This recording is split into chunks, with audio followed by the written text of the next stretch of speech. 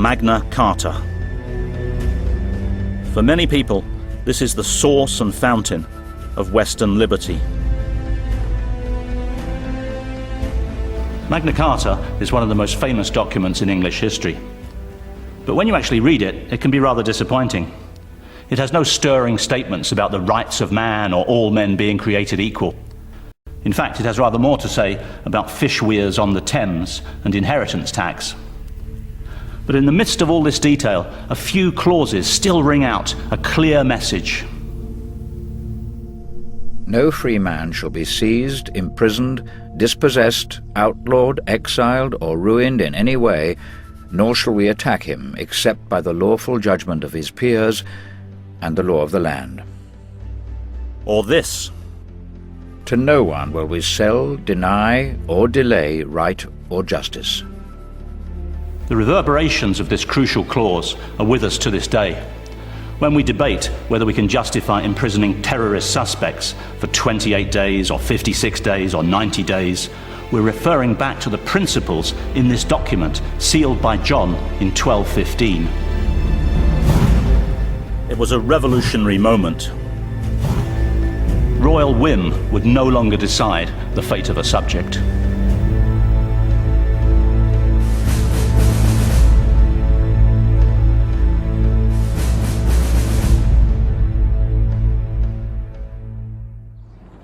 Magna Carta was the beginning of an irreversible process, the shifting of power away from the king towards his subjects.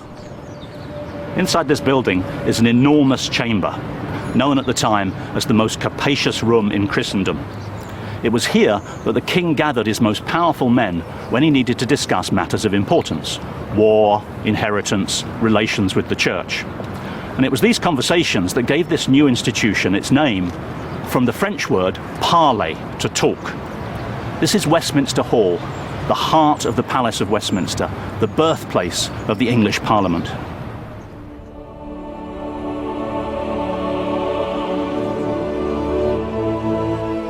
Westminster Hall has been in continuous use for 900 years. Medieval kings took advice here from favoured lords and clergy.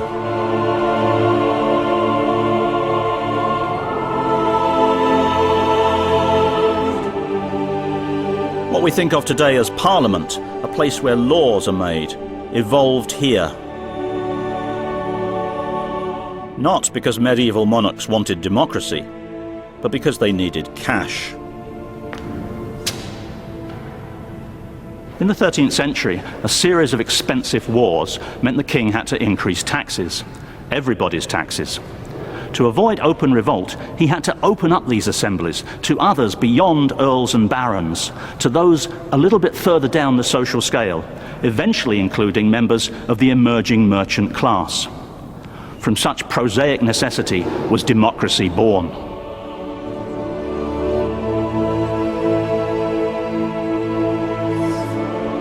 But it was still only the words of the wealthy that reached up into these great rafters. The poor remained unheard.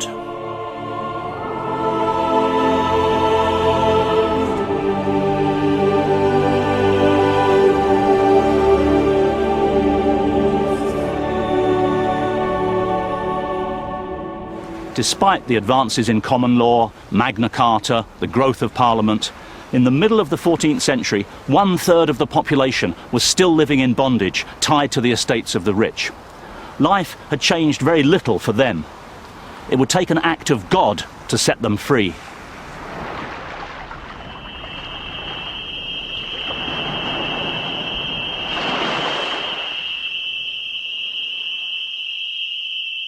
The seeds of this dramatic change were sown in the southern port of Melcombe Regis in July 1348. They were planted silently, and at first went almost unnoticed. But within a few days, the impact was irreversible. The Black Death had arrived in Britain. A Welsh poet observing a later outbreak of the plague described its symptoms. "We see death coming into our midst like black smoke, a rootless phantom that has no mercy nor fair countenance. Woe is me of the shilling in the armpit. It is terrible, seething, a painful angry knob, a white lump, a small boil that spares no one. The disease scythed through the population.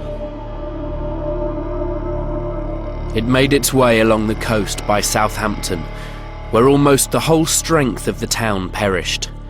Few kept their beds more than 2 or 3 days, or even half a day. Within 6 months, the disease had decimated cities across the country.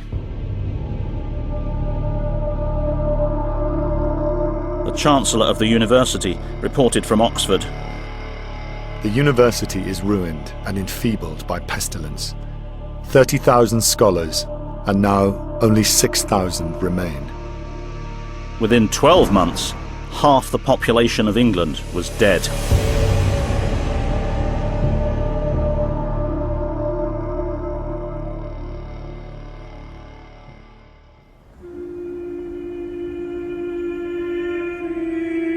The world after the plague looks dramatically different.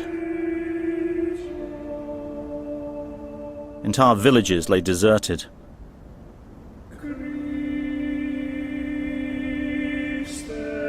There was no one to work the land. With fewer people available, the demand for labour went up, and so did the price.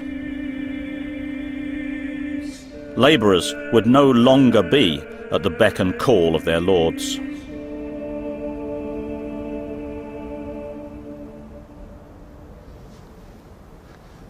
Take the response of William of Caburn, a Lincolnshire ploughman.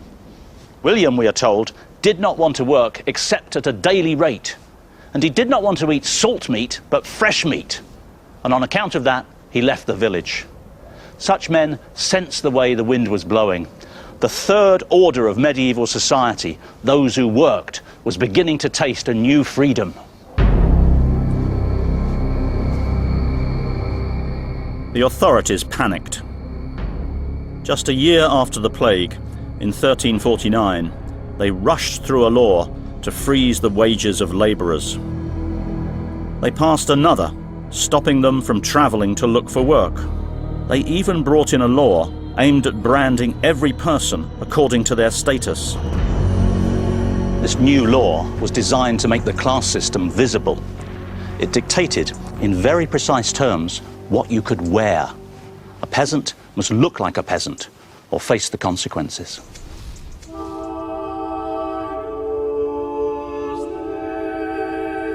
Peasants to wear clothes made from cloth worth less than 2 marks, and not to wear anything of gold, silver or silk.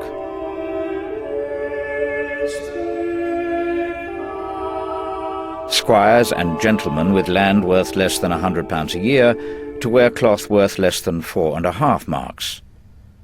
Knights with land worth up to £200 to wear clothes made from cloth worth 6 marks.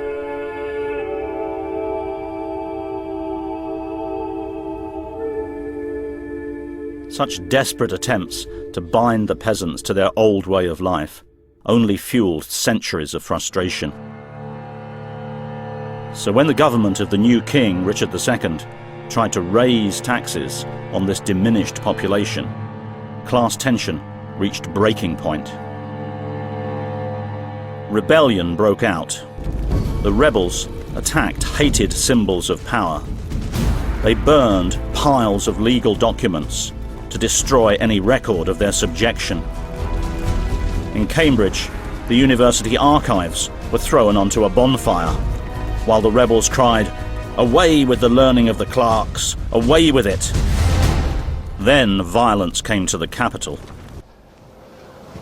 Word of the rebellion spread fast, and on the 12th of June 1381, 50,000 peasants, according to one chronicler, descended on the fields of Blackheath, waiting for the order to attack the city which lay below. The restless crowd were roused into a murderous mood by the radical priest John Ball.